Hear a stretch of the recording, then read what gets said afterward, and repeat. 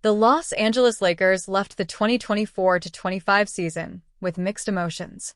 They made their blockbuster move for Luka Doncic and set themselves up for the future. But the sting of a 5-game first-round playoff loss to the Timberwolves still lingers. The front office has since made smaller, calculated additions. Veteran guard Marcus Smart, big man DeAndre Ayton, versatile wing Jake LaRavia. All solid pieces.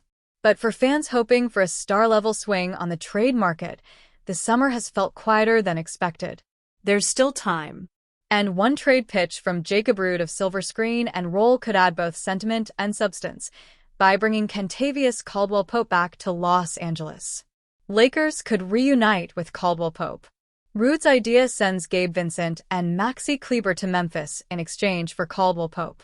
The veteran 3 and D guard was a key part of the Lakers' 2020 bubble championship run and has since bounced between 4 different teams.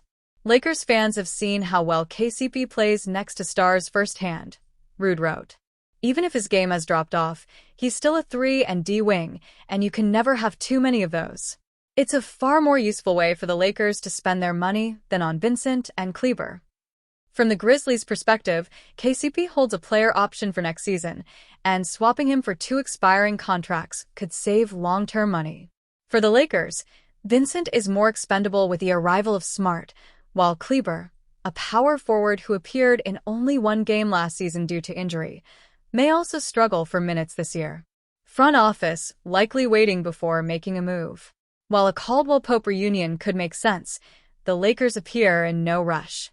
One Western Conference executive believes the front office is in wait-and-see mode with the current roster. They have not been attacking the trade market by any stretch of the imagination, the exec said. Most teams now are in a sort of wait-and-see mode, and I would include the Lakers in that.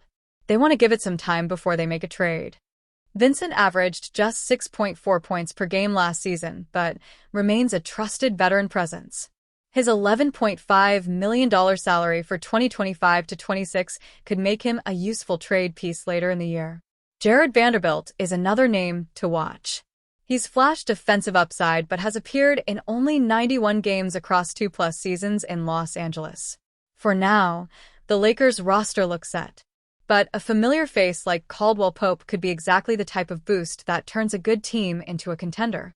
The Los Angeles Lakers have made several moves this offseason to build a roster around Luka Doncic and LeBron James that could push for the Western Conference's spot in the NBA Finals. The Lakers were limited in what they could accomplish via free agency, but they still managed to bring in players who have the potential to be major contributors from their first day in training camp. Of the bunch, DeAndre Ayton should have the biggest impact on whatever level of success Los Angeles enjoys this season. He was brought in to be the answer at the center position after the purple and gold's issues on the interior were amplified in their opening round loss to the Minnesota Timberwolves. While the Ayton signing was an important one and will be beneficial for the Lakers right away, they may have allowed other opportunities to improve the roster pass them by.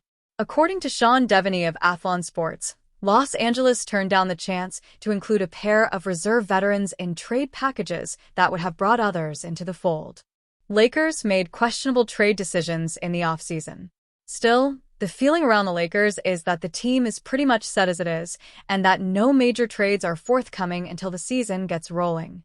The Lakers have had opportunities to include the likes of Gabe Vincent and Jared Vanderbilt in trade packages already, but have declined to do so, Devaney wrote. There is a train of thought that supports keeping Vanderbilt on the roster due to his defensive versatility.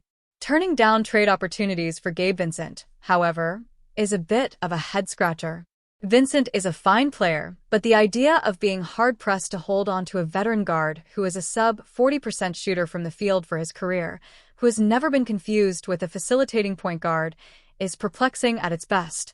The trade opportunities referenced by Devaney did not include any specifics regarding the teams and players in question, beyond Vincent and Vanderbilt. It is entirely possible that the offers Rob Pelinka and the front office received for one or both of the veterans were not in line with the Lakers' plans for building out this roster. If that is the case, then so be it. Those are the decisions that Pelinka and company are paid to make. However, if Los Angeles could have brought back anything of value in return for including Vincent in a trade, then the decision to keep the volume shooter on the roster as ball handling option behind Onich is one that Pelinka will have to own. Time will tell how that works out for him and the Lakers. The Los Angeles Lakers are likely entering a final season with their superstar LeBron James as one of the leaders of a possible championship run. For now, the Lakers are not mentioned among the favorites to win the title, but many believe this could change if they acquire some championship pedigree additions. One of those considered is Miami Heat forward Andrew Wiggins, who was a key contributor to the Golden State Warriors championship in 2022. One of the people who believes Wiggins could change the trajectory of the Lakers is podcaster Jason Timpf, who, on a recent episode of Hoops Tonight podcast, said that landing Wiggins, who was an all-star starter just 3 years ago, would make the Lakers an elite team. I do think an Andrew Wiggins trade would immediately make the Lakers a top-tier contender. He would immediately address their athleticism and defense needs, Timpf said. He specifically, in my opinion, is one of the top tier, if not second tier to top tier, somewhere in that range. One of the top 10 apex defenders that you could put on an opposing star in a playoff series, and he can do it against multiple different types of stars. I also think he just makes a substantial upgrade in athleticism, which is what they would need. I also think he would play really well offensively off of Luka, he added. And I think the Lakers could pull off that trade, including Dalton, Connect, and maybe some second-round compensation, without having to include their first-round pick, Timpf noted. The 30-year-old Canadian forward averaged 18.0 points, 4.5 rebounds, and 2.6 assists last season with the Golden State Warriors and the Heat. Fixing NBA teams with just one trade.